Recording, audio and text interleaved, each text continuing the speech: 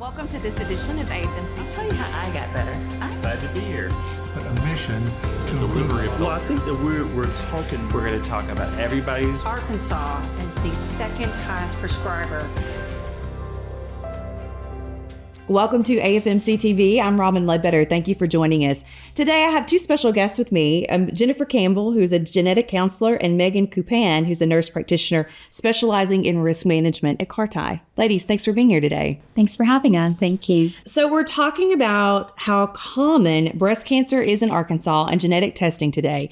Is it common here in our state? Breast cancer? Absolutely.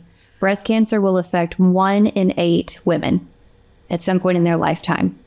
It's more common than we would like. And so awareness is key when it's so prevalent like that. Who would be considered at a higher risk for breast cancer and should consider genetic counseling? So individuals who have a personal diagnosis of breast cancer, anyone diagnosed especially with this before menopause, prior to the age of 50, as well as individuals with a family history of not only breast cancer, but other cancers such as prostate, melanoma, pancreatic cancer, and sometimes even stomach cancer. So being aware of that family history can help see who's the best person. So even those types of cancers can cause higher risk for breast cancer. Yeah, there's even more cancers that can cause high risk or that are related to genetic factors as well. But for breast cancer, there are genes that can increase your risk not only for breast cancer, but other cancers. Yeah, so having those other types of cancers doesn't increase your breast cancer risk, but it kind of clues us into, hey, is there a genetic mutation driving the cancers in this family? So when we see those collections of breast or ovarian or odd cancers, it starts to get us thinking we need to do a genetic investigation. And you say family. So family history is so important to know it, understand it, and how that affects you. Know what kind of cancers your family members had, how old they were when they were diagnosed with that cancer is really helpful.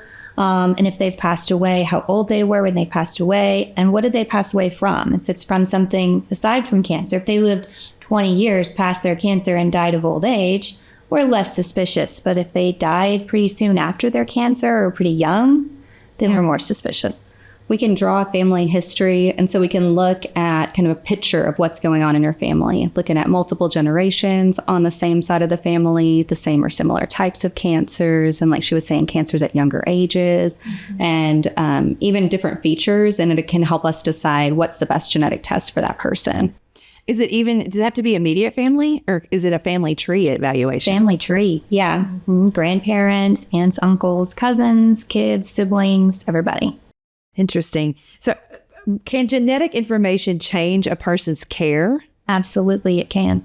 Yes. Mm-hmm. If Jennifer finds a genetic mutation or a risk situation through their genetic counseling, then she refers over to me in risk management. And we sit down and look at, okay, you have this mutation or this family history, it puts you at risk for this type of cancer. Here's what we need to do. We have screening tests. Perhaps you can have screening earlier or more frequently than the average population. Here's what you can do in your lifestyle to help reduce your risk of cancer. And then in some situations, we have medications to consider and even surgeries to think about. So it really can impact all of your healthcare. And then if patients have a personal diagnosis of cancer, it can also guide their treatment and surgical decision-making. So if you had a new diagnosis of breast cancer, but you have a genetic factor driving that breast cancer, you might be at risk for cancer on the other side, contralateral breast cancer. And so you might decide to have a bilateral mastectomy versus a lumpectomy or a unilateral mastectomy. Mm-hmm. And we can do targeted treatments now as well, based on genetic factors. And then, of course, test other family members so that we can do cascade testing. So if mom were to be positive for a pathogenic variant, we could then test her children, sons and daughters, and then see if their medical management needs to change, if they need to be followed in risk. Mm-hmm. Then they can be proactive instead of reactive to a cancer diagnosis. So if mom is not positive, should the children get tested as well? Potentially. It depends on what's coming from the father's side. Mm-hmm. And even if mom's negative, if, for example, she had breast cancer before the age of 50, but her testing was negative, then her daughters could still be at high risk for breast cancer and could qualify for early screening, even if there's not a mutation. And there are other factors, though, that play a role in breast cancer risk. Mm-hmm. What could those be? Absolutely, there are. So starting your periods at a younger age increases your risk. Having children before the age of 30 decreases your risk. Having a delayed menopause, so later than 50, can keep your risk high. Postmenopausal obesity is a risk factor. Using hormone replacement therapy can be risky. Some types are perfectly safe. Some types are more risky, and it also depends on how long you use it. And then breast density is a risk factor. Not because dense breast tissue is more likely to become cancer, but dense breast tissue is more likely to hide cancer and make our mammogram less sensitive to detecting it. So that would be a reason to do extra imaging like ultrasound or MRI.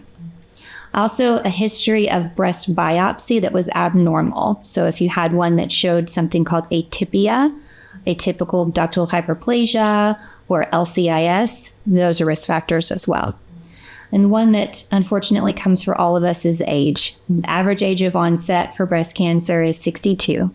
So around that age is your higher risk time. And what is the best genetic test? Is there one that you recommend? Is there a number, a different type? Asking that question, it's a great question because genetic tests are really tools. So the genetic evaluation process, genetic counseling, seeing genetic professionals, it can help in this rapidly evolving field to really determine what is the right genetic test, the most up-to-date and appropriate genetic testing for that patient. You know, is there a lot of melanoma in the family? Are we covering the genes associated with melanoma risk? Is there a lot of pancreatic cancer in the family? Are we covering all of the genes associated with pancreatic cancer appropriately? So it's not one size fits all. And there are certainly reputable labs to look to, but we really want to be thinking about our particular patient and are we covering all the appropriate genes? And, that research comes out so rapidly. We stay up to date on that. We talk about that frequently. What is the best test for our patients? When you say one size fits all, I would have never thought that would be something you would think of in terms of genetic testing, but interesting that it is very catered to the patient. Yes. Right. And there's some labs that will come out there and you just need to order this one test for all of your patients and it's going to be the perfect test for all of them. And I just think we need to be aware and really thinking about, are there new genes that have been published that are associated with that cancer type? What are the newest guidelines and recommendations for testing? And sometimes that information outpaces what the laboratories have on the market for a little while too. So we really try to keep up with all of that at CARTI so we can be on the front edge of everything. Well, and to know that that's in Arkansas is great. Is that something that you see nationwide to where, or is this specific to CARTI to where you're always looking for what's coming and what's working and that research is showing? I think it's something that should be offered.